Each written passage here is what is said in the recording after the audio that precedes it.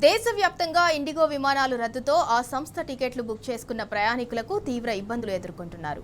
తమ సమయం పోయింది, డబ్బులు కూడా పోయాయని వాపోతున్నారు. ఇలాంటి తరుణంలో ఇండిగో కీలక ప్రకటన చేసింది. టికెట్స్ రద్దయిన ప్రయాణికులు ఎయిర్పోర్టుకు రావద్దని చెప్పింది. డిసెంబర్ 5 నుంచి 15 వరకు టికెట్లు రద్దు, రీషెడ్యూల్ అయిన కస్టమర్లకు రీఫండ్ చేస్తామంటూ ప్రకటించింది.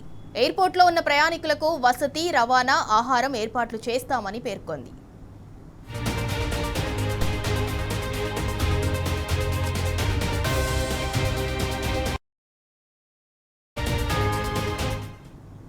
మరోవైపు ఇండిగో సాంకేతిక సమస్యల కారణంగా ప్రయాణికులు నష్టపోవద్దని పేర్కొంది కేంద్రం.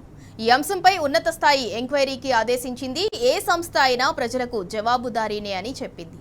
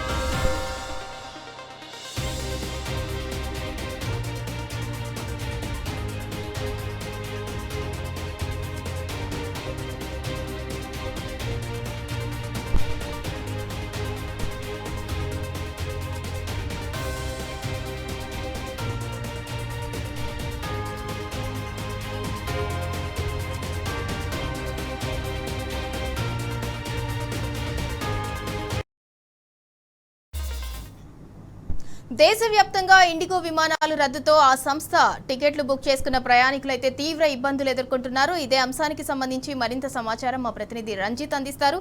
రంజిత్, దేశవ్యాప్తంగా ఇవాళ 3వ రోజు ఇండిగో విమాన రాకపోకలైతే నిలిచిపోయాయి. దానికి సంబంధించి పూర్తి అప్డేట్ ఏంటి? ఏదైతే ఇండిగో విమానాలు వచ్చేసి 72 గంటలుగా నిలబడుతున్నటువంటి సంక్షోభం అనేది ప్రయాణికులని తీవ్రంగా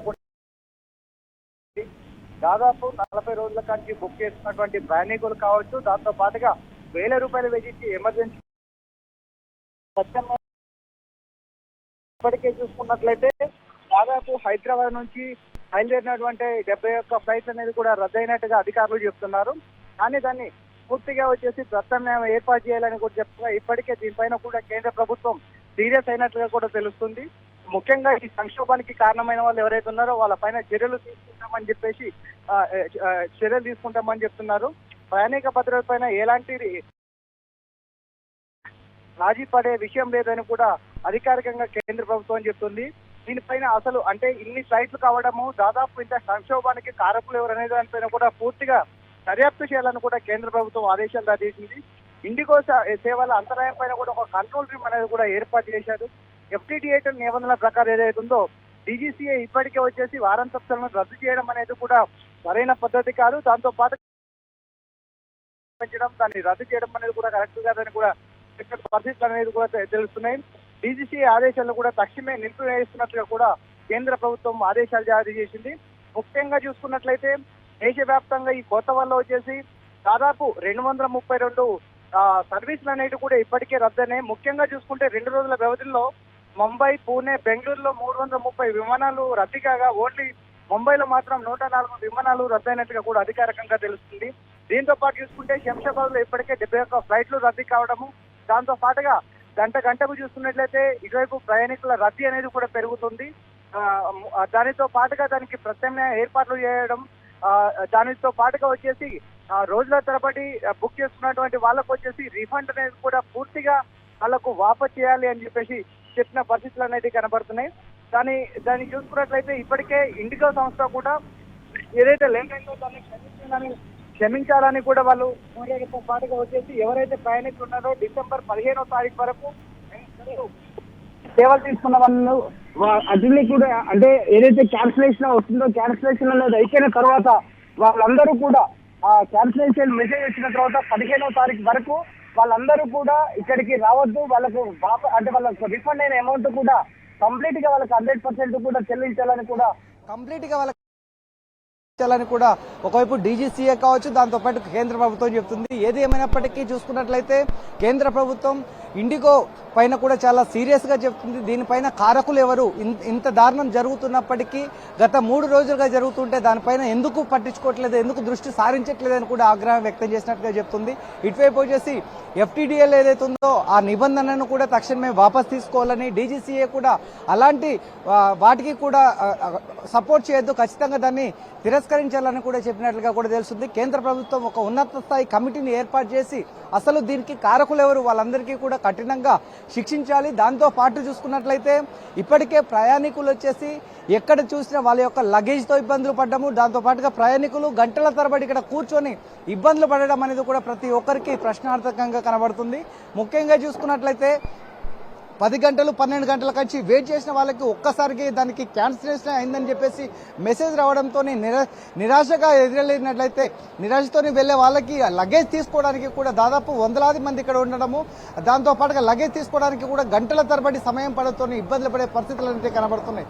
దానితోని ఏదైతే ఇప్పుడు ముంబైకి వెళ్లే వాళ్ళు, పూణేకి వెళ్లే వాళ్ళు, దాంతోపాటు హైదరాబాద్ నుంచి కొచ్చిన్ అనే అయ్యప్ప స్వామి భక్తులు ఉన్నారో వీళ్ళందరికీ కూడా ప్రత్యామ్నాయ మార్గాలు లేక దాంతో పాటుగా 40 రోజుల క్రింద బుక్ చేసుకున్నటువంటి బుకింగ్ టికెట్లు అనేది ఈ రోజు క్యాన్సిలేషన్ అయితే దీనికి సంబంధించిన రిఫండ్ వచ్చేసి 5 రోజులలో వస్తుందని చెప్పేసి అధికారులు తెలపడంతో ప్రత్యామ్నాయంగా వాళ్ళు బుక్ చేసుకోవడానికి బుకింగ్ కోసం కూడా వాళ్ళ దగ్గర అమౌంట్ లేకపోవడంతో వాళ్ళు ఇబ్బందులు పడుతున్నట్టుగా, దానితో పాటుగా వచ్చేసి దీనితో పాటుగా శబరిమల యాత్రకు వెళ్లే వ్యక్తులు కూడా అక్కడ కూడా శబరిమలలో కూడా వాళ్ళ యొక్క సంబంధించిన టికెట్లను బుక్ చేసుకున్నారు. కాబట్టి అంటే వీళ్ళు ఇక్కడ నుంచి వెళ్ళకపోతే అక్కడ శబరిమలలో దర్శనం దొరకకపోతే 41 రోజుల దీక్ష అనేది కూడా కొనసాగించిన వ్యక్తులు వాళ్ళు వెళ్ళడానికి మార్గం లేదు. దాంతో పాటుగా ప్రత్యామ్నాయంగా రోడ్డు మార్గంలో కావచ్చు, దాంతో పాటుగా ట్రైన్లో వెళ్ళడానికి కూడా వాళ్లకు సదుపాయం లేకపోవడము, ఆర్థిక స్తోమత లేకపోవడంతో కూడా వాళ్ళు ఇబ్బందులు పడుతున్నట్టుగా చెప్తున్నారు. ముఖ్యంగా చూసుకున్నట్లయితే దాదాపు ఇక్కడ నుంచి ఇతర రాష్ట్రాలకు వెళ్లే వాళ్ళందరూ కూడా వందల మంది నుంచి వేల మంది వరకు కూడా ఇక్కడికి వచ్చి వాళ్ళ లగేజ్ తో పాటుగా